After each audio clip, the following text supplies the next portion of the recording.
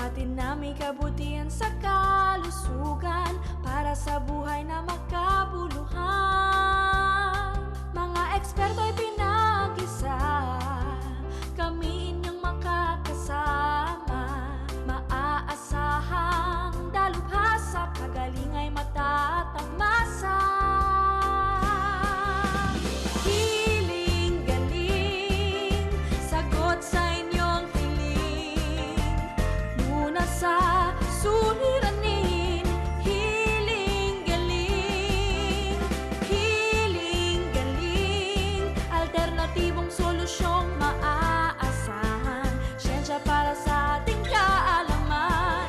Hiling galing, sagot sa inyong hiling.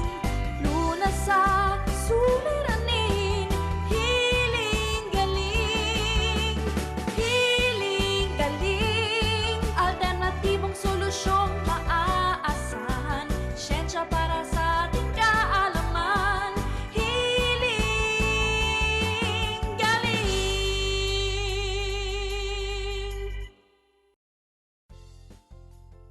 Happy healing morning mga kapatid!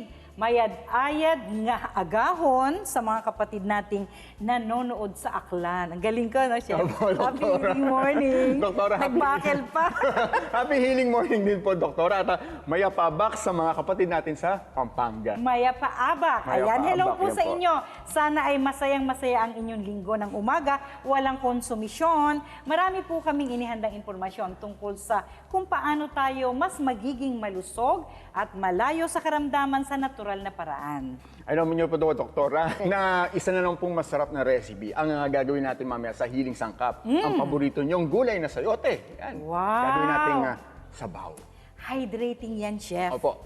Tamang-tama yan para po sa mga sakit na dulot ng mataas na antas ng uric acid sa katawan o yung tinatawag po na hyperuricemia. Yan po ang sakit na tawag dyan, no? Gaya po ng ating case study sa araw na ito na nagsimula sa pagkakaroon ng simpleng gout, na naging gouty arthritis, Chef, Yes po. at nauwi sa iba't iba pang komplikasyon gaya ng renal failure. Kalain nyo yon, umaabot ng ganong kalubha, Nako, Chef. yun nga po, Doktora. Ngayon ko lang din nalaman na marami po palang naapektuhan ng ating katawan because of uric acid. Totoo yan, na binabaliwala ng marami, no? Kapag mataas po ang uric acid sa dugo, mga kapatid, ay nagbubuo ito ng uric acid crystals na nadideposito po sa mga joints, sa mga dugtungan ng ating mga buto, no?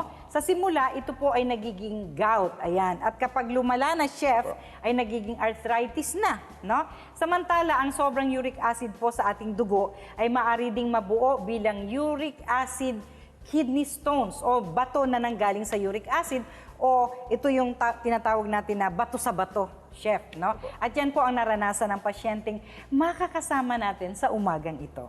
Yun, kaya nga po, Doktora, sinasabi nga po natin na ang prevention is always better than cure. Kaya nga habang maaga po, ay kailangan maiwasan na para hindi na lumala ang anumang komplikasyon na Totoo dulot yan. ng uric acid. Po. Dapat hindi nagpapabanjing-banjing pagkalusugan ang pinag-uusapan. At take note, Chef, ayon sa statistics, mga kapatid, 90% ng mga may mataas na uric acid sa katawan ay kalalakihan tulad ng mga pasyente natin mamaya. Ikaw ba meron na? Actually, Doktora, naalala ko nga, ang aking daddy noon, ang aking... Si June Encarnacion. Opo. Anong Naku. ichismis mo sa amin tungkol sa kanya? Naku, huwag naman po sana. Di ba? Actually, meron po siyang uric acid na parang... alam Hindi niyo namin naman. nahahalata yun pag nanonood kami. Opo. Talaga, umiika-ika na ba sa paglalakad pag wala sa camera? Naku, ano po, minsan, kahit Yung pag-akyat minsan sa ako po, hagdan. Opo, nahirapan. It would take him minutes and hours po para lang makakyat. Na-remedyohan ba yon bago siya nagkasakit ng iba? Hindi Hindi. po. Palagay ko komplikasyon din yung uric acid na yun Opo. eh. Doon sa, ano bang ikinamatay ng daddy mo? Cancer po. Cancer Sa colon sa po. colon, no? Pero iba naman, hindi naman cancer sa colon ang tutumbukin natin Opo. ngayon. Kidney failure naman. Pero kung kayo po, mga kapatid, o ang inyong mahal sa buhay, ay mahilig sa mga pagkaing mataas sa uric acid, kailangan maghinay-hinay na po at delikado na ang kidneys natin at iba pang organs. At kung meron po kayong gout, o kidney cyst o iba pang sakit tulad po ng hyperuricemia, huwag po kayong mabahala dahil may solusyon naman dyan sa natural na paraan ng paggagamutan. Kaya samahan niyo po kami ngayong umaga ni Chef Tristan dito lamang sa Hiling Galing sa TV. Ang tanong, hi doktora, nakakaramdam po ako ng madalas na pagsakit ng tagiliran. Parang tinutusok-tusok po sa pagitan po ng balakang at ribs ko.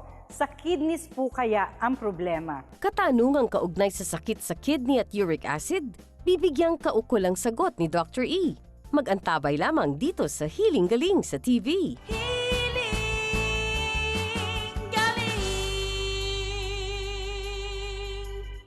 Samahan si Dr. E sa kanyang natural na pagiging healthy ng katawan, puso at isip at pananaw sa mga bagay-bagay sa Radyo 5 at Aksyon TV tuwing Sabado alas 6 hanggang alas 8 ng umaga at tuwing Linggo alas 10 ng umaga hanggang alas 12 ng tanghali. Kasama si Chef Tristan tuwing Linggo mas pinaaga mula alas 7 hanggang alas 8 ng umaga. Hiling Galing sa TV5.